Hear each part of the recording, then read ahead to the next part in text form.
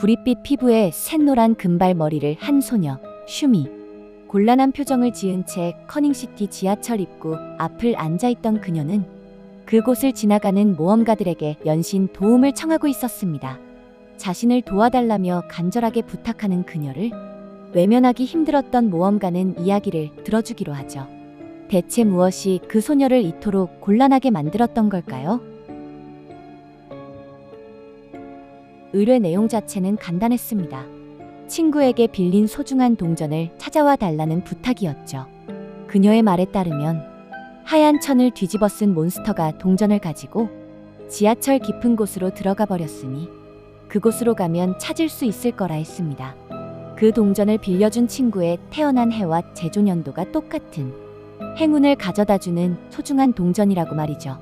어째서 그 잃어버렸다는 동전의 위치를 그렇게까지 정확히 알고 있는지는 의문이었지만 험난한 장애물들을 뚫고 우여곡절 끝에 동전을 찾아 그녀에게 전해주었죠. 며칠 뒤 우연히 그곳을 지나다 만난 슈미는 또다시 부탁을 해왔습니다. 이번에는 날아다니는 스티치가 자신의 돈뭉치를 들고 지하철 더 깊은 곳으로 도망쳐버렸으니 저번처럼 가서 찾아와 달라는 의뢰였습니다. 그 돈을 찾지 못하면 이번 달은 길거리에서 노숙해야 한다며 말이죠. 조그만 녀석이 거대한 돈뭉치를 들고 갔다는 게 조금은 황당했지만 이번에도 소녀의 간절한 눈빛을 외면할 순 없었습니다. 하지만 아무리 생각해도 의문이 끊이지 않았죠. 도대체 어쩌다 스티치가 이 지하철 깊은 곳에 돈다발을 버려두었는지, 그걸 또 슈미는 왜 그렇게 자세히 알고 있었는지에 대해 생각하며 끝끝내 한층 더 악랄해진 장애물들을 넘어 도착한 곳에서 돈뭉치를 찾아낼 수 있었지만 이 돈이 진짜 슈미의 돈인지 조금씩 의심이 들기 시작했습니다. 지폐에 자신의 이름이 적혀 있다고 주장하던 그녀는 확인해 보려던 찰나 재빠르게 돈을 낚아채 빼앗아가 버렸죠. 이번에도 그러려니 하고 넘어갔습니다. 또다시 얼마의 시간이 흐른 후 혹시나 싶었지만 역시나였습니다. 그녀는 이번에도 곤란한 표정을 지으며 모험가가 다가와 주길 내심 바라는 눈치였죠. 이야기인즉슨 엘릭서 100개를 구매해달라는 부탁을 받고 돈을 받았는데 돈주머니를 잠시 내려놓은 사이 뜬금없이 바닥이 꺼지며 지하 깊은 곳으로 떨어져 버렸다는 겁니다. 동전을 들고 간 레이스, 돈다발을 물고 간 스티지, 그리고 이번엔 땅이 꺼져 사라진 돈주머니라니. 당연하게도 슈미는 이번에도 그 돈주머니가 정확히 어디로 떨어졌는지 알고 있었습니다. 심지어 그곳에 더욱더 위험한 장애물이 기다리고 있다는 사실까지 말이죠. 아무래도 좋았습니다. 상황이 좀 이상하긴 해도 이렇게 귀여운 소녀의 부탁을 모른 척 할 순 없었으니까요. 살벌하게 쏘아대는 전기장치와 험난한 구조물을 겨우 뚫고 지나가 마침내 다다른 곳에서 돈주머니를 찾을 수 있었습니다. 그것을 건네주자 크게 기뻐하며 의뢰 보상으로 엘릭서 30개와 가문대대로 내려오는 주문서를 쥐어주었죠. 고생은 엄청났지만 슈미가 기뻐하니 그걸로 된 거라 생각했습니다. 보상을 받고 확신할 수 있었죠. 모두에게 여태 거짓말을 해왔다는 것을요. 그녀도 역시 커닝시티와 참 잘 어울리는 인물이었습니다. 동전을 들고 간 레이스, 돈뭉치를 물고 간 스티지, 그리고 바닥이 꺼져 사라진 돈주머니까지. 과연 이 말들이 전부 사실이었을까요? 모두 거짓말일 확률이 매우 높습니다. 만약 레이스와 스티지가 정말 그 돈을 빼앗아 간 것이라면 모험가에게 몬스터를 처치하고 빼앗긴 돈을 찾아와 달라 라는 의뢰를 하는 게 훨씬 자연스럽습니다. 하지만 그 돈들이 발견된 장소는 어디였나요? 살벌한 장애물들을 뚫고 들어가야 하는 지하철 가장 깊은 곳. 그것도 튼튼하게 잠겨있는 보물상자 속이었죠. 그나마 지성이 남아있을지 모르는 레이스라면 몰라도 스티지가 물어온 돈이나 위에서 갑자기 떨어진 돈주머니가 어떻게 그 보물상자 속으로 정확히 들어가 있을 수 있을까요? 거의 불가능에 가까운 이야기입니다. 게다가 레이스가 가져갔다던 첫 번째 동전의 경우도 그 깊은 곳을 지키고 있던 건 레이스가 아닌 버블링뿐이었죠. 레이스는 어디에서도 찾아볼 수 없었습니다. 마지막 의뢰인 돈주머니의 보상도 이상했죠.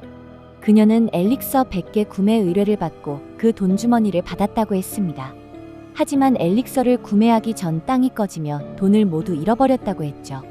정말 그런 의뢰를 받았었더라면 보상으로 엘릭서를 줄 수가 없습니다.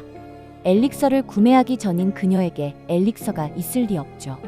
즉 그녀가 돈을 잃어버렸던 이유들은 무엇 하나 앞뒤가 전혀 맞지 않는 말도 안 되는 소리였던 겁니다.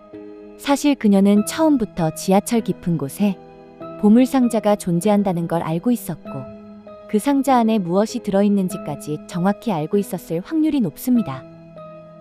그렇다면 이 지하철의 정체는 대체 무엇이었을까요?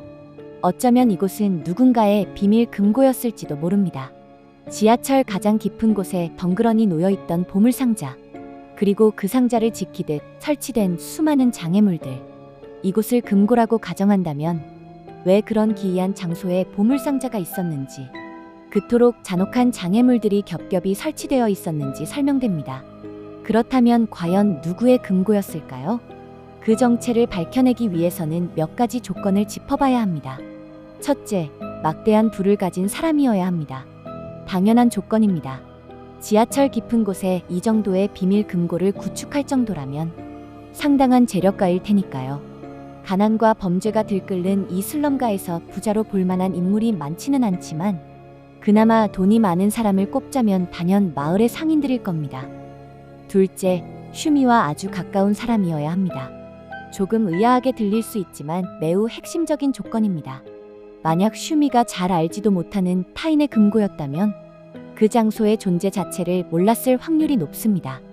100번 양보해 우연히 장소를 알게 되었더라도 그 굳게 닫힌 보물상자 안에 정확히 무엇이 들어있는지까지는 알 수 없었겠죠.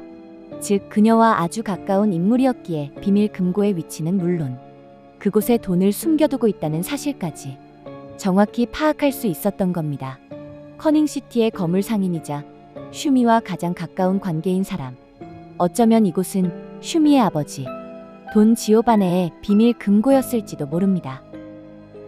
슈미는 어째서 거짓말까지 해가며 아버지의 금고를 털었던 걸까요?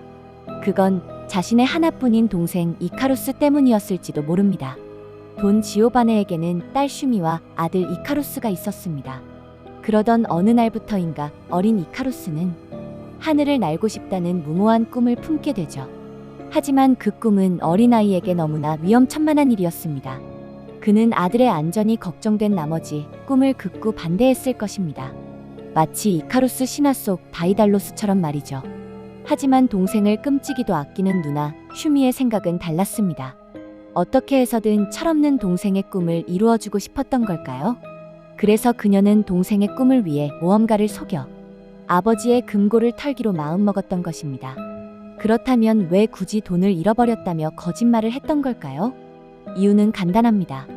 모험가를 끌어들이기 위한 그럴듯한 명분이 필요했기 때문이죠.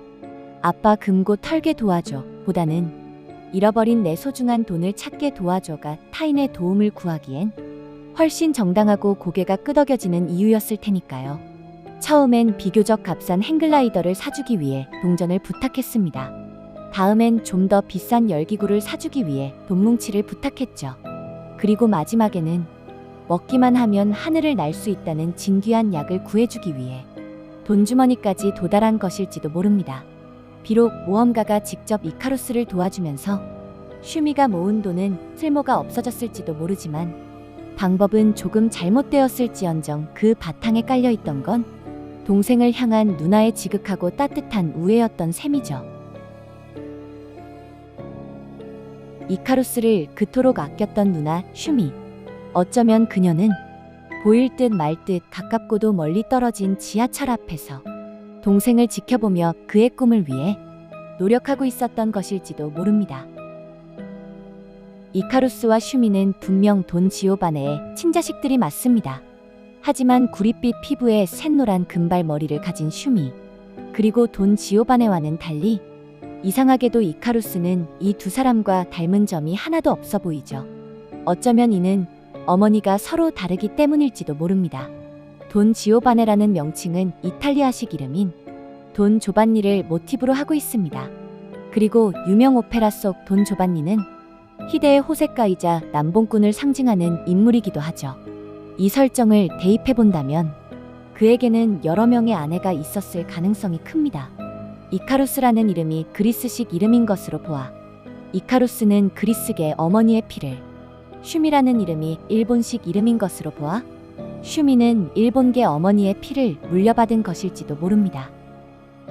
이 지하철이 돈 지오바네와 관련돼 있다는 것은 슈미의 마지막 퀘스트에서 요구하는 돈주머니에서 은근히 알려주고 있었습니다. 돈주머니와 돈 지오바네의 모티브인 돈조반니, 발음이 비슷했기 때문이죠. 슈미는 일본인을 모티브로 한 캐릭터입니다. 구릿빛 피부와 노란 탈색 머리 등 외형에서부터 일본의 갸루 패션을 본떠 만들었다는 걸 단번에 알 수 있죠. 게다가 이름조차 일본어로 취미라는 뜻을 가지고 있는데 돈 지오바네는 왜 하필 자신의 딸의 이름을 이렇게 지었던 걸까요? 그 이유를 파헤쳐 보면 생각보다 아주 씁쓸하고도 충격적인 비밀이 숨겨져 있을지도 모릅니다. 과거 그가 희대의 호색가였다는 모티브를 떠올려 본다면 슈미는 축복받은 진정한 사랑이 아닌 그의 일탈과 취미 생활 끝에 태어난 아이였기 때문일지도 모르니까요. 여러분들의 제보를 항상 기다리고 있습니다. 자세한 내용은 설명란을 확인해 주세요.